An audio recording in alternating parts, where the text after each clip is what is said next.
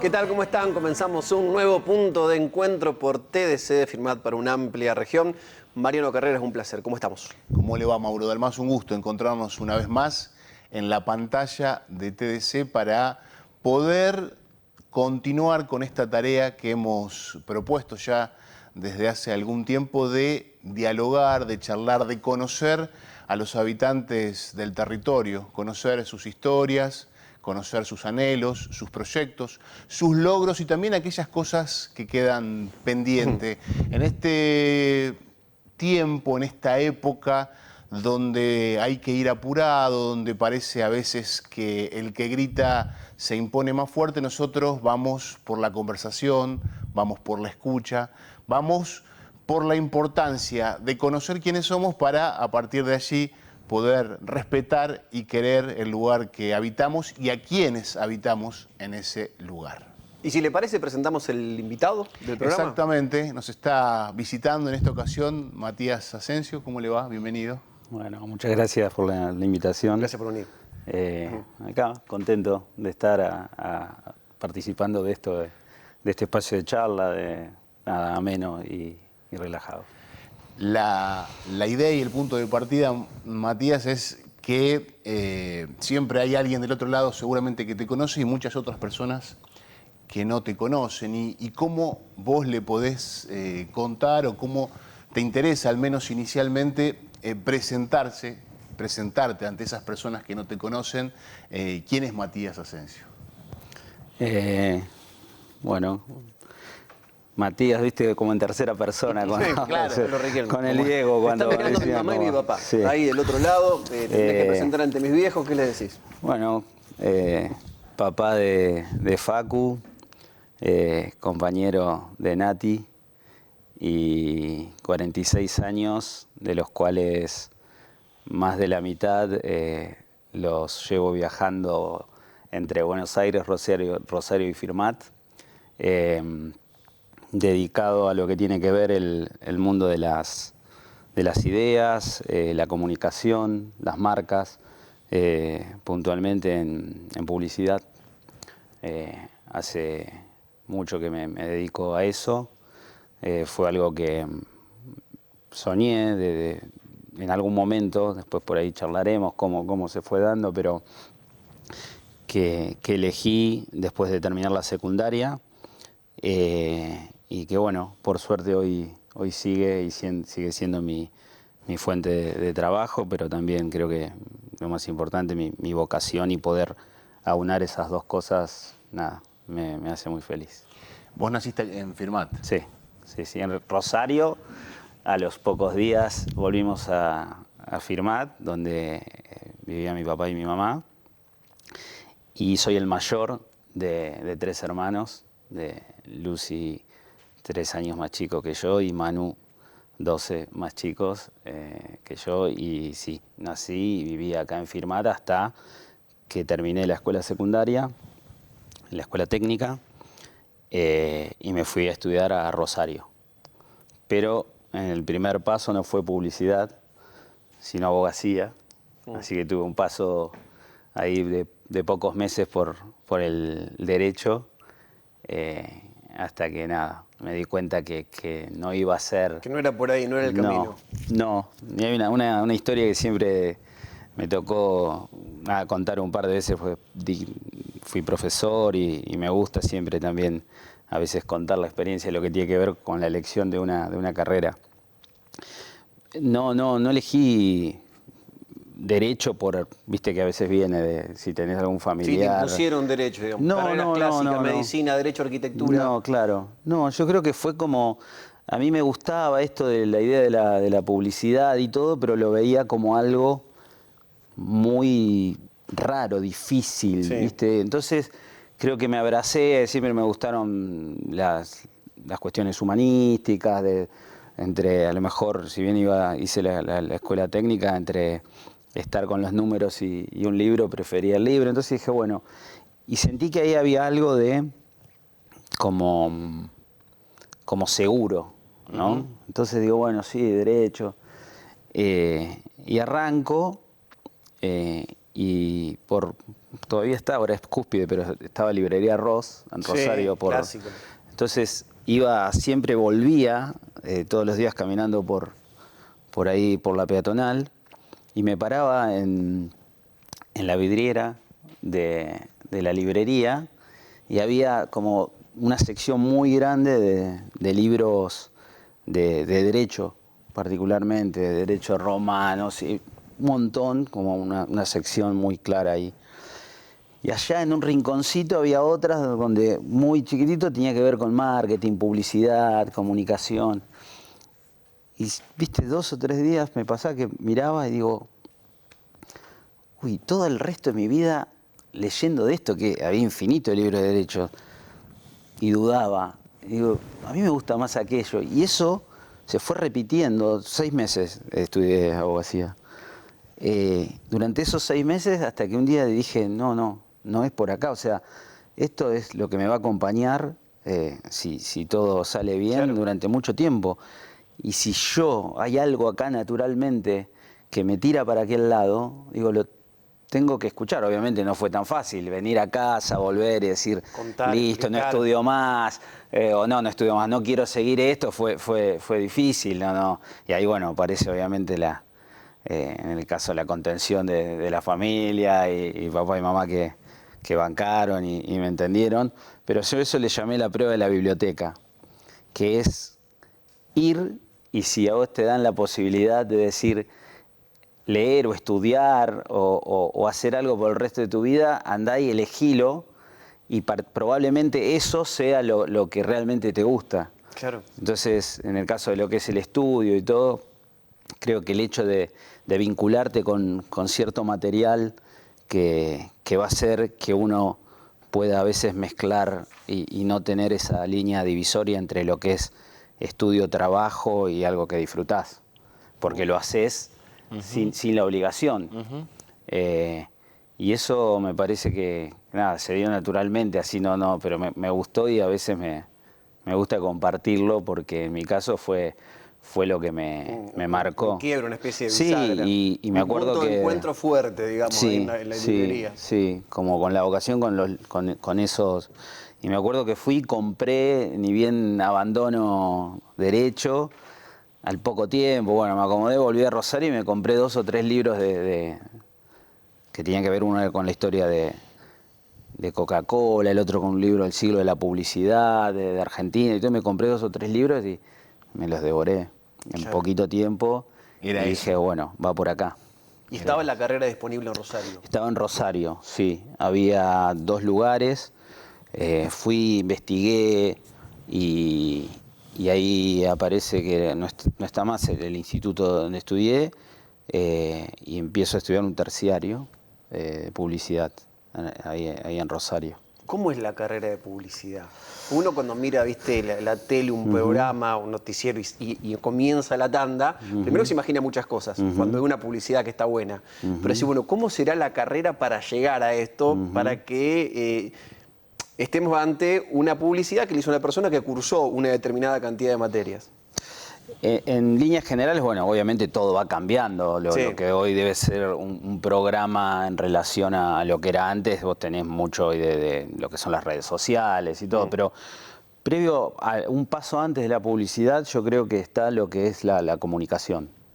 Entonces, ahí uno, en lo que es la formación, yo me acuerdo de haber leído libros de SOCIR, emisor, receptor, mucho que tenía que ver con algo que cuando teníamos a lo mejor gente conocida o amigos o ligados a la comunicación social, había algunos puntos de contacto. Claro. Entonces hay una parte que tiene que ver con eso. Después me acuerdo que estaba la materia en primer año de estadística. Entonces ahí empezaba a saber lo que eran estudios cualitativos, cuantitativos, encuestas, y cómo eso se traía para lo que tenía que ver con el marketing, que era la marca, el producto, el lugar donde se distribuye. Y después tenés como una parte más artística, que tiene que ver con las artes visuales, el diseño gráfico. y desde el lado de lo que es la palabra, la redacción, la escritura, en síntesis, trabajar corto. Eso es Claro. algo que sí tiene, a diferencia de lo que puede ser la comunicación en sí. Vos lo que tiene la comunicación publicitaria es la necesidad claro, de que y sea la corto. capacidad de síntesis. Vos Sí, tenés sí, que poder sí. decir mucho o en muy poco tiempo por el espíritu lógico de lo que es nada, la pauta. El costo del o segundo incluso, publicitario. claro, o incluso hoy que ya la lógica se habla de audiovisual y no tanto de tele o lo que sea, igual vos estás a un scroll de que te abandonen, entonces tenés que Claro. captar. Entonces yo creo que tiene... había alguna vez un concepto de alguien que decía de esto de especialista en generalidades, ¿no? Y esos antónimos era interesante. Y después lo he comprobado y lo charlamos mucho con amigos y colegas y gente de la agencia, que se da, hay como cierta... como un patrón de quienes terminamos ahí a lo mejor estudiando, y puede ser a veces que cuando te gustan muchas cosas y no terminás de decidir, de como esto de mezclar, la mezcla, la combinación de, por un lado tenés una parte más ligado al hemisferio derecho, otro al izquierdo, por momentos te pones muy del lado de un Excel y del otro de, siendo una metáfora, de un poco plastilina de colores, tenés un cliente, entonces es como que vas pasando por diferentes roles aún haciendo lo mismo. Y eso creo que es parte de una de las características que tiene la profesión. Y ahí, cuando te vas a estudiar, ya con una decisión fuerte, con una vocación que ya la sentías, ¿hay algún encuentro que alimenta esa llama que vos ya venías encendiendo? ¿Alguien que fortalece eso que vos ya sentías que iba por ahí? Sí, aparece desde el lado de lo profesional un profesor, Fernando Mota, diseñador de Rosario, que a su vez tenía ya un estudio de diseño. Y nada, como suele pasar a veces esos cruces, hizo que desde el lado de la docencia empezar a conocer, y recuerdo que había un curso de Apple, de Macintosh, cuando todavía el iPhone y las Macs no eran tan conocidas y era difícil acceder a uno. Daban un curso en el estudio, y yo me fui a anotar a ese curso. La cuestión es que termino haciendo una pasantía. Me dice, bueno, nada, como la posibilidad de empezar a trabajar o estar en un entorno de trabajo ahí en ese estudio de diseño, agencia de publicidad en Rosario, de la mano de Fer, que hoy sigue siendo amigo. Y nada, él estuvo viviendo en España, trabajando en España, pero siempre, nunca dejamos de estar en contacto, y obviamente a quien estoy eternamente agradecido, porque es como esa persona que por ahí te da la primera oportunidad, ¿no? ¿Y estabas cursando todavía en ese momento? Y cursaba, sí. Claro. Estaba, y hacía las dos cosas. Porque bueno, siempre digo lo que es, a veces uno tenía también amigos que por ahí estudian medicina, y cuando vos decías que estudiabas publicidad, a mí me daba vergüenza, porque vos veías no recuerdo bien, los de anatomía, y decías, eso es estudiar, esto es más, se parece más para mí a un oficio, que con la práctica uno lo va perfeccionando, que una carrera matriculada de alguna manera. Pero sí, se podían hacer las dos cosas, organizándose y poniéndole foco, pero sí, estudié y trabajé a partir del segundo año, creo. Sí. Y terminás la carrera en Rosario. Terminó en Rosario, eran 4 años, uno de especialización el cuarto año, y yo nada, ya había empezado a ver que lo que por ahí a veces uno soñaba, como mirando desde a la distancia, que tenía que ver con ver un comercial, ¿no? Una publicidad en la tele, ¿no? Era como, no era fácil desde Rosario. Ahora eso cambió muchísimo, por suerte se democratizó, se abrió la posibilidad, el hecho del trabajo remoto hizo que ya el lugar físico importa, pero no es excluyente. Claro. Pero en aquel momento, bueno, yo veía que todo empezaba a pasar por Buenos Aires. Entonces yo empezaba en tercer año, digo, bueno, veía y decía, bueno, empezaba a investigar cada vez más y había un portal de internet que unificaba un poco todas las noticias y empezabas a ver los nombres de las agencias, las productoras y todo. Decía, bueno, no está acá, no está acá, no está, viste, estaba en Buenos Aires. ¿Año? 2001, Época difícil, 2001, aparte. 2002. Sí, sí. Y eso tiene que ver después con el ingreso de lo que fue en Buenos Aires. Tuvo que ver que ahí hubo una reducción muy importante, porque bueno, obviamente todos sabemos lo que fue el año 2001 y Sí, un estallido social. un estallido social, donde obviamente posterior a eso también todo lo que eran las variables macroeconómicas se vinieron a pique y eso impactó en, obviamente, todas las empresas, las marcas, todo se redujo. ¿Y en ese contexto te fuiste a vivir a Buenos Aires? Y en ese contexto me fui a vivir a Buenos Aires en 2003, con un apoyo tremendo del cual estaré infinitamente agradecido a mi familia, porque fue cuando más o menos, viste, vos estás terminando de estudiar, tenés trabajo, estaba todo más o menos acomodado. Y cuando tenía que relajarse, bueno, me quiero ir a Buenos Aires. Claro. Y no era que nosotros, viste que a veces hay familias que están todo el tiempo viajando a Buenos Aires. No, yo había ido poco. Mi papá había ido algunas veces por trabajo, pero no teníamos un vínculo, era mucho más con Rosario, lo natural.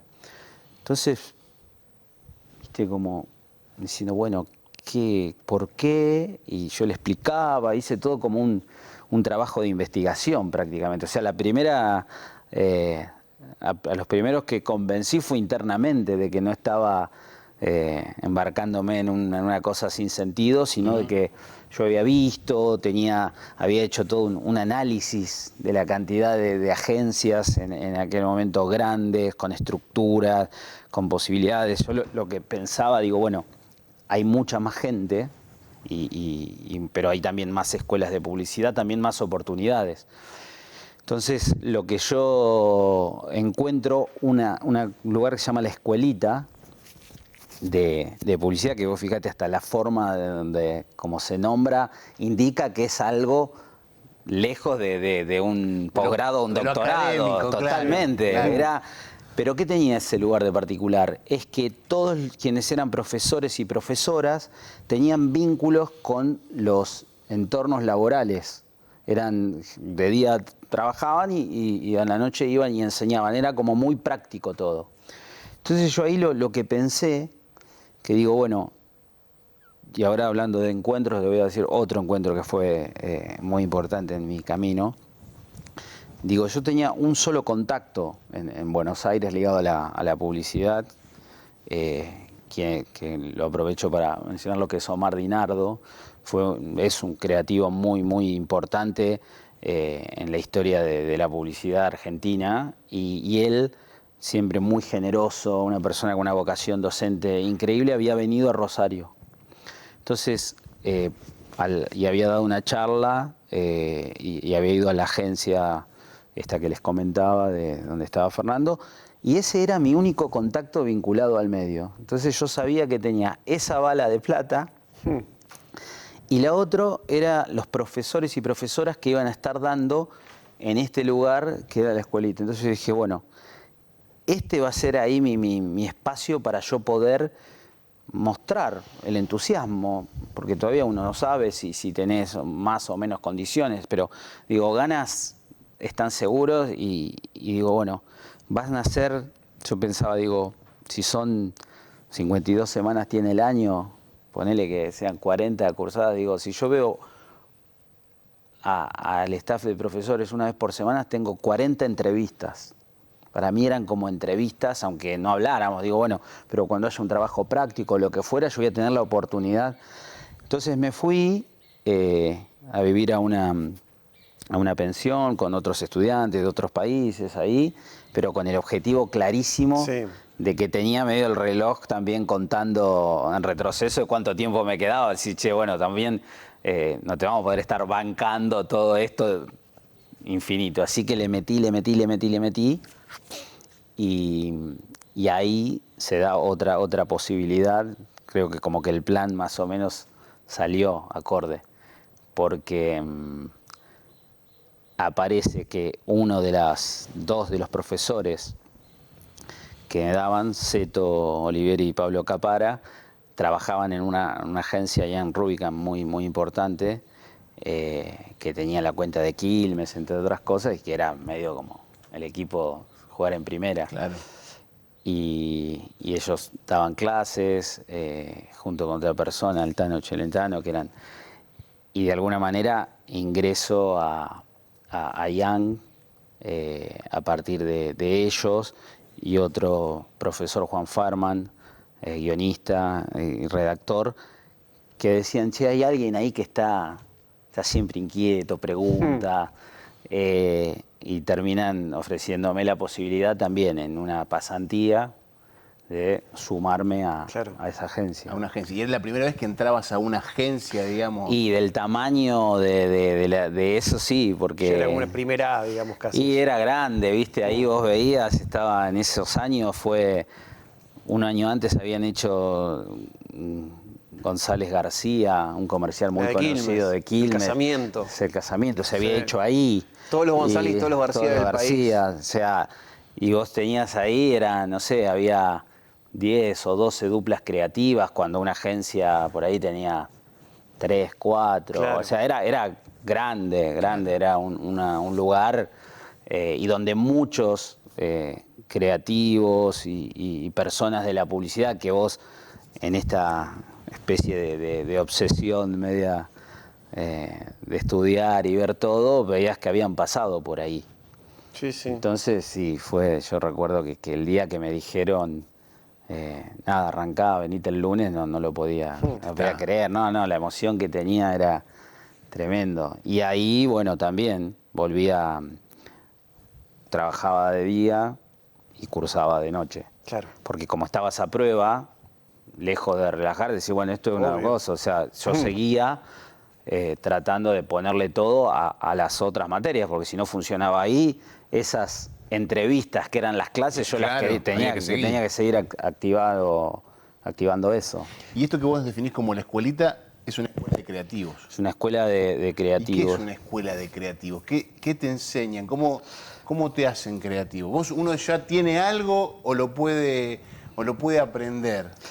¿Cómo se combina eso? Bueno, ahí lo que ya había era como un poco más de especialización. Ahí vos ya ibas y si querías ir por el ramo...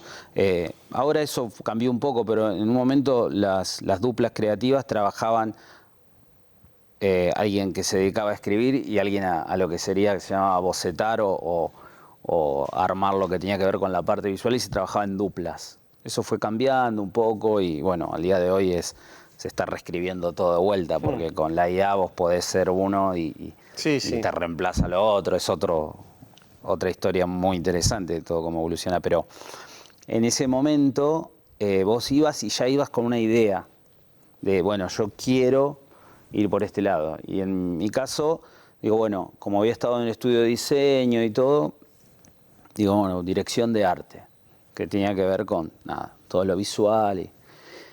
Y ahí también, por eso los encuentros y eso a veces son importantes. Porque yo venía con esa idea, arranqué y había empezado como a focalizarme en todo, perfeccionar eso. y aparece la directora de la entidad, Adriana Amante, que un día me agarra así y me dice, che, yo creo que vos tenés que hacer redacción. Pero no, pero si yo trabajé y ya vine, yo sé que me gusta esto. No, vos tenés que hacer redacción. Y yo no estaba como con esa idea, pero me dice, mirá, yo acá pasaron un montón de personas y créeme que yo tengo la intuición y todo, y vos tenés que hacer redacción. Y digo, bueno, lo escucho. Y digo, entonces yo me acuerdo que, no sé, tenía algunas cosas con las tildes, no ponía tildes, ¿no? Había una tara que tenía ahí, y dice, ajusta eso y metele por ahí que creo que Tiene que andar. te va a dar. Así que ahí vuelvo a hacer como un cambio y volviendo a la pregunta, lo que tenía ahí ya era más específicamente, la idea era tratar de, así como uno tiene un currículum y todo, lo que te da para entrar en una agencia y todo es la posibilidad de vos mostrar ideas, en este caso puede ser un guión, una radio, hoy serían acciones en redes sociales, lo que sea, pero de alguna manera materializadas. Entonces lo que te ayudaba a ese lugar era en poco tiempo, 2 años, a tener lo que se llama la carpeta o un portfolio. Entonces vos lo que hacías a medida que ibas aprendiendo, y por ejemplo una materia tenía que ver con el arte, el otro tenía que ver con la estrategia y varias cosas mucho ya más asociadas a las cuestiones de publicidad y marcas, tenías esa especialización. Así que nada, y ahí lo que veías era como que se repetía bastante.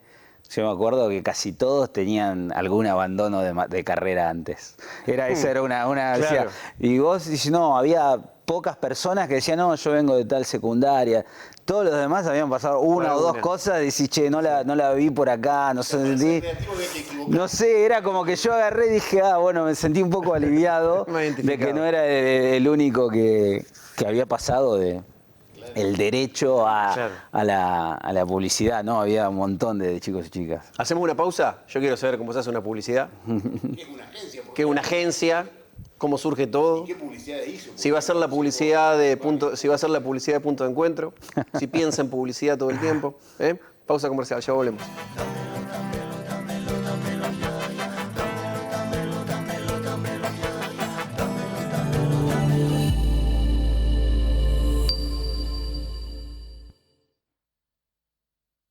Mutual Anfac, soluciones pensadas para vos. Billetera virtual, préstamos personales, cambio de valores, salud, seguros, ahorro y muchos servicios y beneficios más. Con nueva casa central en Alcorta y filiales en Firmat, San Gregorio y Peirano, acompañando a más de 20.000 socios desde hace más de 16 años. Mutual Anfac, la diferencia es ser socio. ¿Sabías que en JB Repuestos ahora también contamos con servicio técnico? Para seguir brindándote más y mejores servicios, reparamos microondas, heladeras y lavarropas. Tanto sistemas on-off como la nueva tecnología Inverter. Seguimos pensando en vos. Trabajos 100% garantidos. La solución que buscabas, en el lugar de siempre. Horarios lunes a viernes de 8 a 16 horas. WhatsApp 3465-418848, Boulevard Solís 557. Firmat. Encofir te brinda seguridad y confianza. Emergencias médicas las 24 horas. Traslados, visitas domiciliarias, enfermería y consultorio médico virtual. Con Encofir 100. Te ofrecemos cobertura nacional e internacional. Cuidamos a tus hijos a través de nuestro servicio de pediatría y también te brindamos el 50% de descuento en farmacias. Contamos con cobertura para establecimientos y áreas protegidas. Encofir, una empresa que sabe lo que hace.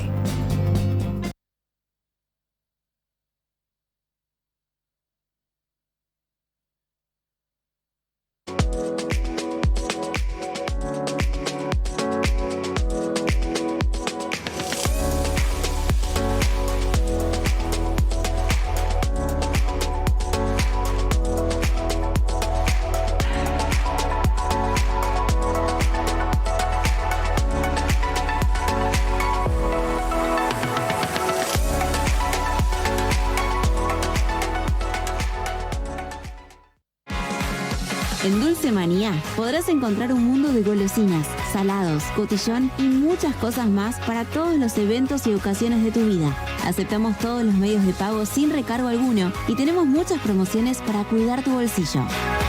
Seguinos en nuestro Instagram @dulcemaniafirmat o ingresá a dulcemaniashop.com.ar para hacer tus pedidos sin moverte de tu casa. Encontranos de lunes a sábados de 9 a 20-30 horas en Córdoba 845 Firmat, Santa Fe. Dulce Manía, un mundo de golosinas y cotillón. Desde el Fredrickson Fútbol Club lanzamos nuestro bono contribución solidario para hacer realidad nuestro sueño: construir nuestro predio deportivo. Para eso creamos Gol de Oro, un juego de pronósticos de la Liga Deportiva del Sur, que tendrá comienzo en la fecha de los clásicos. Jugá todas las semanas el 100% digital en goldeoro.net.ar. Tiene un costo de 3.000 pesos por jugada. Jugá, ganá y ayudá a construir el futuro de nuestro club. Si hay algo que a los santafesinos nos corre por las venas, es fuerza de voluntad. Toda nuestra historia está escrita con esa fuerza. Muy pronto vamos a vivir otro momento histórico, los Juegos Suramericanos Santa Fe 2026. Y estamos buscando los protagonistas de nuestro equipo de voluntarios. Porque este sueño no se va a cumplir solo. Necesita de todos y de cada uno de nosotros. Sumate. Programa de voluntariado. Inscripción abierta hasta el 30 de abril. Más info en santafe2026.ar. Unite a la fuerza de la voluntad. Juegos Suramericanos Santa Fe 2026.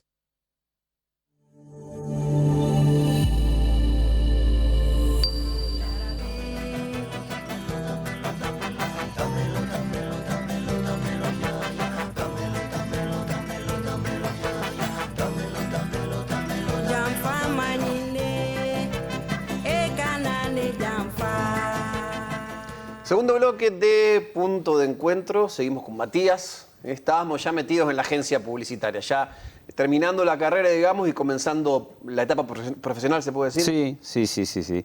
Ya ahí con base en Buenos Aires y enfocado y con ese principio de hoja de ruta que se iba dando, pero que bueno, era un punto de partida más que de llegada, ¿no? Porque ahí es como que arrancar de cero y no solo sostenerlo, sino tratar de que eso se vuelva. Y la agencia comercial, en cuanto a el laburo diario, cómo se trabajaba, a cómo se creaba, ¿era parecido a lo que se estudiaba en la carrera, lo que vos pensabas que era, o era algo distinto?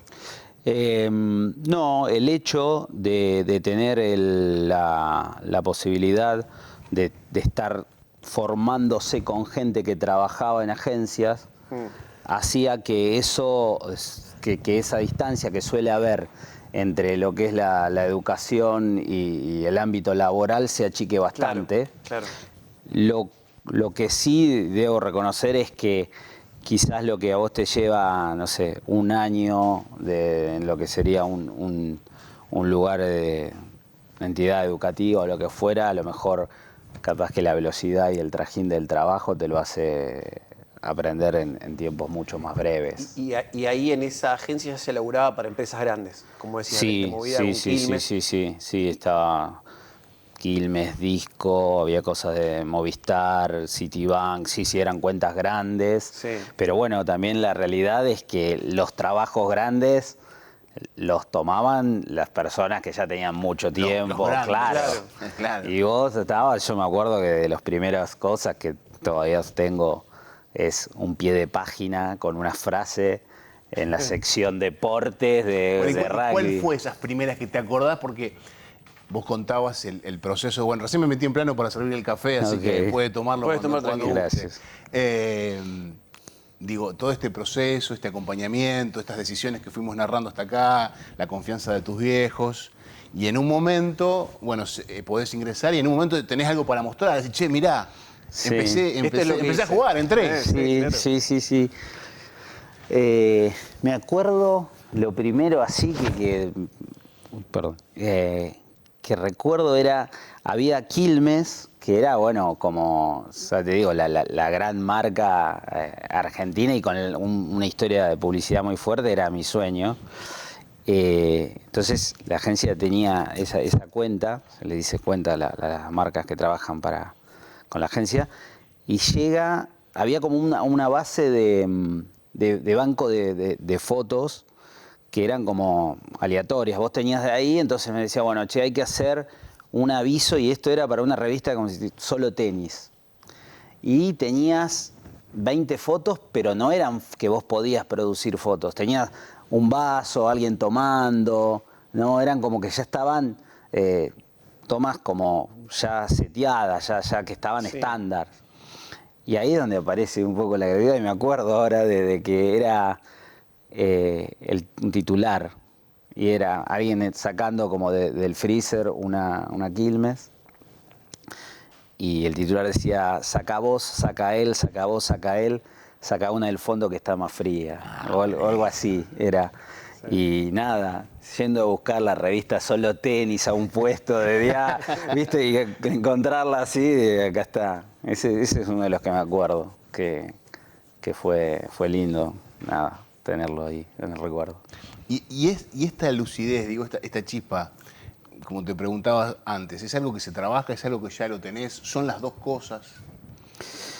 Yo el tema de, como bueno, en esa lógica de esta profesora que me dice, dedicate a la redacción, o te veo mejor ahí que con el lápiz y el papel y el dibujo, yo después me di cuenta, siempre me gustó el tema de las palabras, los juegos de palabras, las letras de las canciones, las rimas. Había algo de eso, las citas. Viste, como después recuerdo haber tenido libros de frases.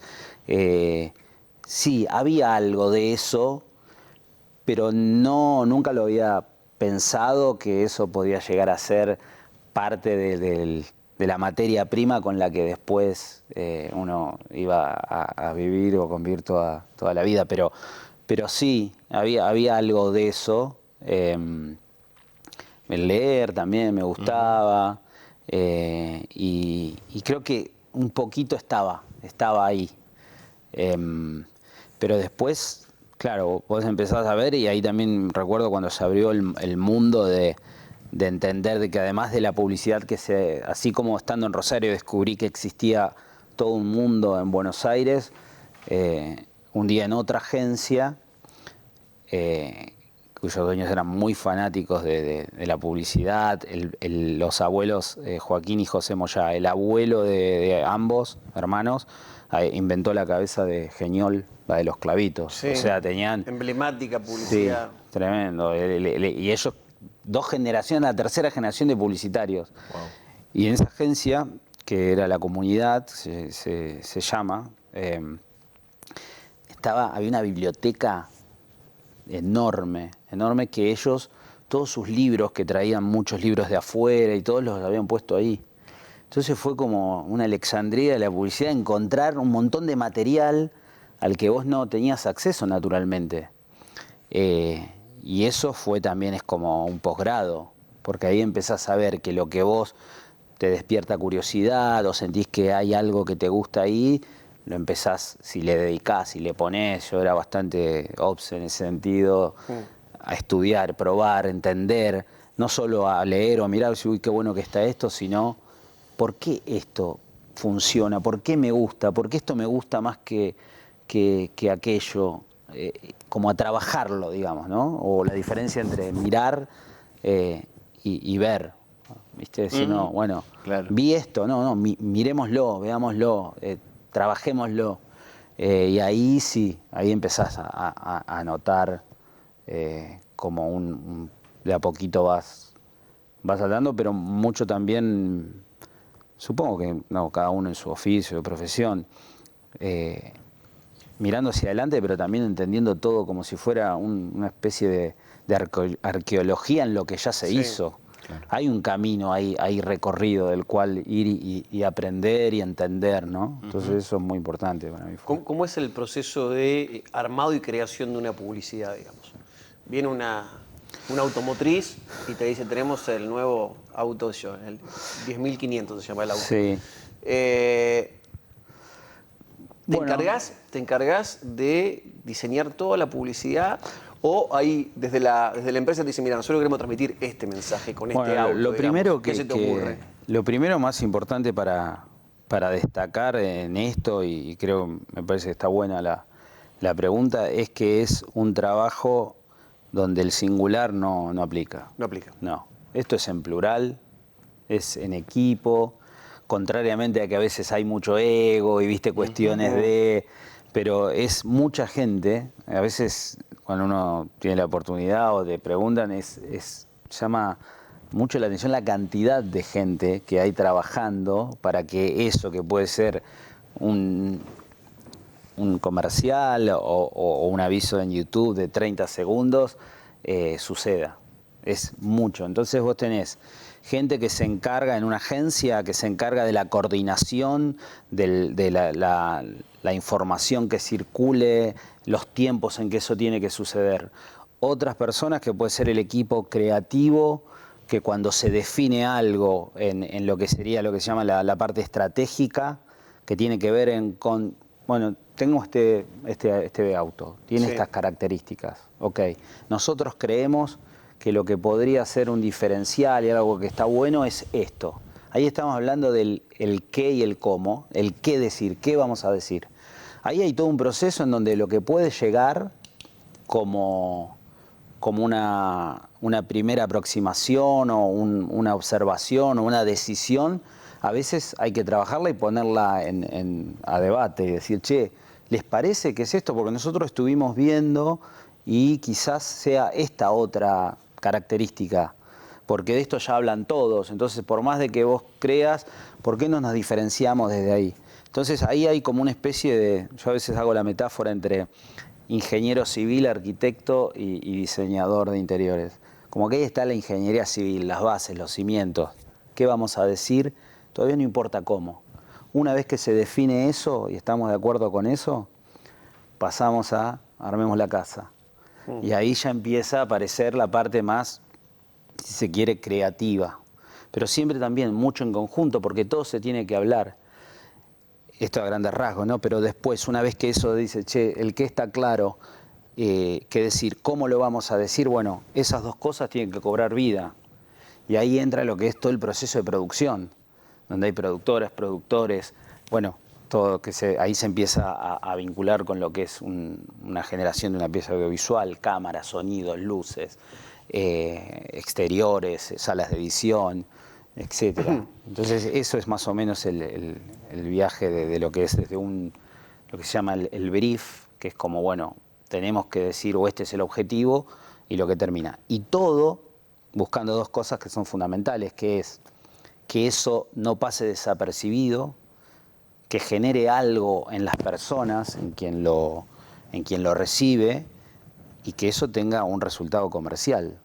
Sí. Porque por eso es lo que diferencia a que esto no es un hecho artístico. Claro. Cambió en los últimos años el mensaje de la publicidad, en el sentido, digo, que durante mucho tiempo daba la sensación que la mayoría de los productos te buscaban transmitir que si vos consumís esto vas a ser feliz, digamos. Tal marca de ropa, tal auto o tal cosa. ¿Eso sigue siendo igual? Sí, ahí hay una linda puerta abriste, porque a veces, inclusive también parte de lo que puede llegar a ser un conflicto con la profesión es esta cosa de crear necesidades que no existen o exagerar hasta el grado de llegar a que roce la mentira o lo que sea. Y cuando uno va recorriendo y tiene la suerte también de trabajar con mucha gente, digamos, muy, muy talentosa y todo, yo creo que pasa algo diferente, que es, y creo que todos cuando nos ponemos en el lugar de, todos de alguna manera tenemos vínculos con marcas, o nos gusta una cosa o la otra desde el lado del consumidor o consumidora, es el hecho de las cosas que hacen la diferencia y que vos volvés a elegir son las que dicen la verdad. Entonces, a veces ir por el lado de generar, de que sos especial o que esto te va a hacer feliz y todo, hay algo de que trabaja en un mundo imaginario y emocional, pero donde nosotros tratamos de hacer mucho hincapié che, esto que estamos diciendo de este producto en particular, de este servicio, ¿es verdad o no es verdad? Porque si vos te alejás de eso, te puede funcionar en el mejor de los casos una vez. Claro. Pero después ahí hay como una lógica de una estafa, o sea, vos estás diciendo algo que no es. Entonces, siempre se trata desde no solo la verdad de un atributo concreto, sino de, che, esto que estoy diciendo, ¿no está un poquito exagerado? ¿No estoy sobreprometiendo? Entonces vos ya después con el tiempo vas viendo y diciendo, che, esto no va. No funciona porque no te va a solucionar la vida esto. Te va a hacer pasar un mejor rato, una tarde con tus amigos. ¿Y el mensaje considerás que evolucionó? Digamos, quizás hace 20, 25 años la publicidad era más sexista, más machista, más racista. Sí, también, sí, digamos, yo creo un que estereotipo de belleza permanente. Sí, hay una marca, DAB, que trabajas un concepto que... 2 palabras, ¿no? Belleza real. Sí. Y si uno va y mira lo que DAB viene haciendo hace muchos años, fue una de las primeras marcas que empezó a decir, che, hay otro tipo de belleza que no tiene que ver con algo estereotipado y todo, y es una de las campañas más premiadas del mundo y siguen trabajando sobre eso. Sí, yo creo que se evolucionó, siempre hay espacio para más. Y después sí, se ha pasado, vos tenés desde lo que fueron las diferentes décadas, incluso si vas muy para atrás, antes vos tenías textos larguísimos, después hay momentos donde hay megaproducciones, esto también hay como tendencias globales, ¿no? Después tenés cosas muy ligadas al humor, hubo momentos donde la emoción prevalecía. No todo es tan estanco, ¿no? Pero sí uno puede ir viendo. Y bueno, también lo que uno empieza a ver ahora es que uno compite, una marca o lo que sea, con la espontaneidad, la creatividad de un montón de personas que sin necesidad de estar en un canal de televisión o estar en una agencia, todo, ves cosas de una creatividad que son, y unas ideas, y una frescura, y una cosa que es increíble. Y es muy... desafiante, porque decís, che, ahí hay algo, porque en el fondo uno tiene que tratar de eso, de capturar unos segundos de atención para comunicar un mensaje. Y esa democratización del espacio y de los medios hizo que todo sea de alguna manera un poco más difícil también, pero también te haga ver de encontrar nuevas formas, ¿no? Y eso está todo el tiempo. En constante evolución, y también hay algo de la sociología, o sea, de alguna manera uno conecta un mensaje de un producto o un servicio con personas. Entonces hay algo de lo social, de entender mensajes de época, sensibilidades, pulsos de lo que está en el aire. No sé, ahora se viene el Mundial, entender... Este año está pasando algo particular, las marcas en otros, ustedes se fijan que estamos a 40 y pico de días, ya estaba todo inundado y ahora están las marcas viendo si se largan o no, cuándo, por qué, porque el contexto, Argentina después de haber ganado. Entonces hay una lectura de todo eso y es otro de los elementos que hacen también esto muy interesante, a mi parecer. ¿Se está dando lentamente una vuelta de las publicidades de las primeras marcas a los medios de comunicación tradicionales? Digo, como que hubo un salto en todas las marcas a las redes sociales, redes, y como que, bueno, en los medios tradicionales quedaron, parece solamente la publicidad de remedios, ¿no? Sí, para gente o de productos de limpieza. Para gente grande, digamos, o para el ama de casa. ¿Hubo una saturación en redes y ahora hay un lento regreso a los medios tradicionales o no? Mira, eso es algo muy, muy interesante y a veces ahí es donde uno tiene que ir a los datos. Y a veces nosotros decimos, bueno, cuando se arman charlas y discusiones o debates internamente con los clientes también, decís, bueno, ¿es dato o opinión? Sí. Entonces por ahí vas a los datos y es innegable, y los datos te cuentan que la migración de los presupuestos de los medios tradicionales a lo digital no para de crecer desde hace 10 años. Ya hablar de digital y no digital, de hecho, es como un anacronismo, o sea, todo vive en multipantalla, entonces... Ahora, lo que empieza a pasar es, hay tal cantidad de mensajes cortos, como que uno siente, la gente está empezando a sentirse como saturada del mensaje cortito, espontáneo, rápido, llegás, entrás y te bombardean. Lo que era una red social de compartir fotos o lo que sea se volvió más como una gran tanda publicitaria donde te hacen un gancho para a los 2 segundos te estás dando cuenta que en realidad te quieren ofrecer algo. Entonces empieza a ver lo que puede ser visto como la comunicación de construcción de marca versus lo que es algo más táctico de nada, un producto, una oferta. Si vos tenés que construir o transmitir algo que va más allá de la venta en particular de una cosa en un periodo determinado, por ahí lo que es las historias, el espacio de volver a contar con tiempo. Por ejemplo, el cine, pasa mucho de que suele haber, también se redujo, pero hay, y vuelve a haber un poco de eso porque es como un péndulo, ¿viste? Vas de un lado, esto es muy largo, me aburre, después tenés todo muy corto y como medio hecho como muy entre casa, que eso está bueno en un momento, y decís, bueno, pero para yo, esta marca y todo, contame algo a la altura de lo que sos. Claro. De hecho, con la inteligencia artificial ha pasado de que vos lees y leer los comentarios también es un trabajo nuestro de mirar qué pasa. Algunas marcas no le perdonan cierto uso de la inteligencia artificial, porque dice, che, sos una marca muy grande. Y decís, entonces también empieza a pasar. Es muy dinámico.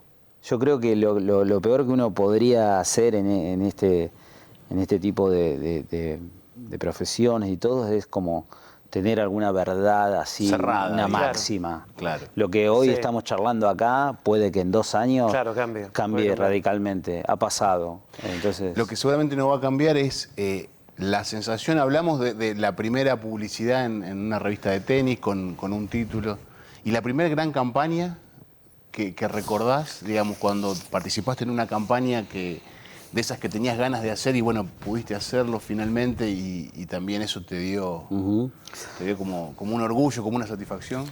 Bueno, el hecho de ir también, hay bastante rotación en lo que es el trabajo, entonces vas pasando como de agencias. Sí. Yo tuve un camino de 5 o 6 agencias en todos estos años, pero en un momento, un lugar que también me había propuesto, digo yo, acá trabajo, una agencia se llamaba Madre Buenos Aires, ahora es La América, que hizo con varias cosas muy conocidas, pero Mamá Luchetti, dueño de Banco Hipotecario, y en un momento empezamos, y yo ya estando ahí, porque logré entrar en ese lugar, empezamos a trabajar para Quilmes. O sea, después de muchos años nos volvíamos a encontrar ahí. Y la verdad que ya con más experiencia y todo, quizás estaba más del lado, estaba más del lado de los grandes y no de los chicos. Había otras personas por ahí haciendo el aviso. Y nada, nos tocó y tuvimos el privilegio con un equipo también impecable de gente de la marca, hacer lo que fue el relanzamiento de Quilmes. Esto estamos hablando del 2015. Y nada, se hizo una campaña muy grande donde el comercial, digamos, que se lanzó fue con Darín, un hombre común y Corrientes. Era con la calle Corrientes, iba, se cruzaba a Guerrín a comer una pizza y se ponía unos anteojos para que nadie lo vea, pero él quería ser un hombre común y Corrientes.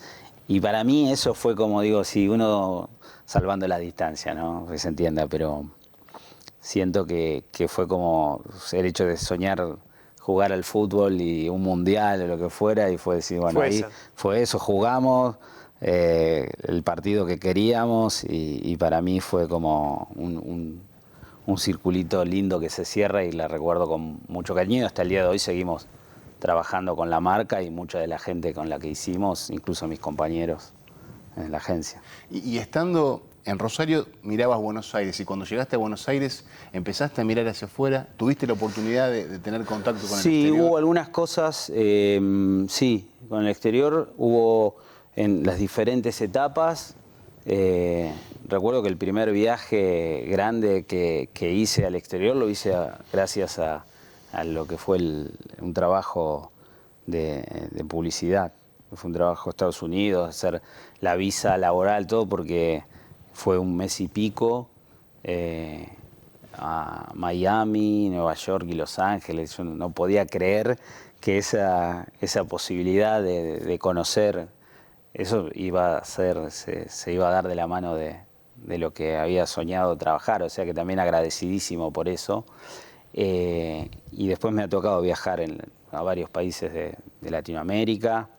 Y después sí hubo algunas posibilidades de algún llamado, o incluso esta agencia madre era la filial argentina de Mother en Londres, y ahí hubo algunas charlas, pero nada, no terminó de darse, o yo sentí que no era el momento con Nati, con mi mujer. Hay una anécdota cortita, divertida, pero que estábamos diciendo, si esto avanza, ¿nos vamos o no nos vamos a vivir afuera? Estábamos ahí y dijimos, sí, pero ya nos vinimos a Buenos Aires, está la familia en Firmat, volvemos siempre, una vez por mes máximo. Y dijimos, vamos a hacer una prueba. Y luego vamos a tomar la decisión in situ. ¿Y qué fue? Íbamos a Aeroparque y nos tomamos un café 2 o 3 sábados a la tarde, fuimos a ver todo lo que se vivía cuando te vas y te subís a un avión y por ahí no volvés en 6, 7 meses. Así que eso fue como una idea de entender si estábamos para irnos a vivir afuera, y decidimos no, nos quedamos, ya está, estamos bien. Así que fue nunca hay que decir nunca, pero bueno, pienso que no estuvo mal tampoco la decisión de quedarnos. Te tocó ser también docente de la escuelita, Sí. esta que te recibió a vos cuando llegaste a Buenos Aires. Después, las vueltas de la vida, te toca estar ahí vos dando clases. ¿Cuáles fueron las cosas más importantes que te interesó transmitir cuando estuviste en ese rol? Yo creo que la posibilidad de contar que no importa particularmente el rol, como si fuera una analogía futbolística, no importa tanto si tu sueño es jugar de 9 y a lo mejor después terminás jugando de 3, o a lo mejor terminás siendo del cuerpo técnico o lo que fuera, sino estar en eso que buscaste, sea lo que fuere. Y yo tenía una clase que cerraba el año siempre con eso, que decía que lo importante no es de qué trabajás, sino con qué trabajás. Y el con qué tenía que ver con el mundo, con la materia prima, con las cosas que te rodean. Entonces decís, che, yo quiero trabajar o quiero vivir de la música, y quiero ser músico. Y bueno, a lo mejor no sos el líder de la banda. Bueno, me corro un costado y soy el bajista. A lo mejor no te da... Bueno, me corro un costado y soy el sonidista. Bueno, a lo mejor no puedo porque... Bueno, y así capaz que decís, bueno, a lo mejor soy parte del equipo que arma el escenario, y quizás esa decisión de trabajar con el entorno de la música y estar montando un escenario te hace más feliz que hacer otra cosa lejos de eso. Que estudiar abogacía. Claro, exacto. Entonces yo creo que el hecho de estar y tratar el lugar aparece. El lugar aparece. Si uno está convencido y tiene esas ganas, creo que y uno va cambiando. Pero lo importante o lo que me gustó en ese momento transmitir es que en esa escuelita, que la especialización era dirección de arte y redacción, si los chicos y las chicas veían que ahí no se iba a dar de manera lineal, que no se alejen del mundo de las ideas y de la comunicación y de las agencias porque no tenían ese título o ese rótulo o esa, que busquen pero que estén ahí. Porque si estaban y sentían que había conexión con eso, era lo que los iba a hacer felices. El programa se llama Punto de Encuentro. Tenemos que darle un cierre a la charla y siempre nos gusta preguntar cuáles fueron algunos de esos puntos de encuentros más importantes de tu vida. Fuiste enumerando algunos en el recorrido de la profesión, en el recorrido de la formación. Pero bueno, para cerrar, poder mencionar 1, 2, 3 puntos de encuentro que te parece que son fundamentales, que son medulares, digamos. Bueno, en estas cosas a veces uno creo que no hay que tratar de inventar nada y voy a ir a algo muy básico, pero creo que la familia y la gente que está y te acompaña y a la cual uno puede llegar a de alguna manera también devolverle toda esa paciencia y ese amor que en mi caso yo estoy eternamente agradecido, he recibido. Es un punto de encuentro del cual me pone muy feliz y que me lo preguntes también desde la posibilidad de decirlo. La gente que ha ido apareciendo y que se han convertido en amigos y amigas en el camino me parece otra cosa importante.